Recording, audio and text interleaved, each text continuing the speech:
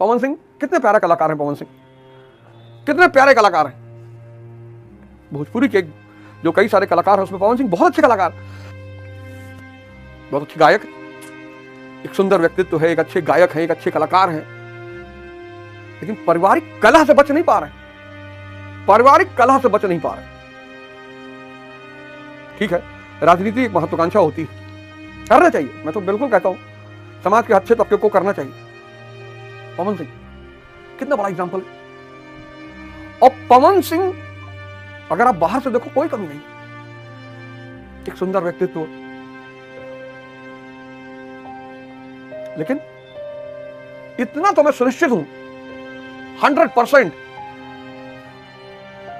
कि पवन सिंह आंतरिक अशांति से जूझ रहे हैं। निश्चित तौर पर 200%,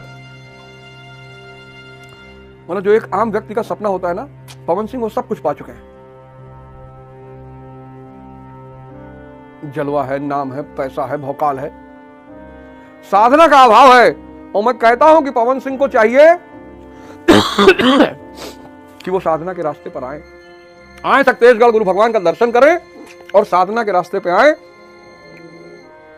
वो राजनीति में भी बहुत ऊंचाइयों पे जाएंगे।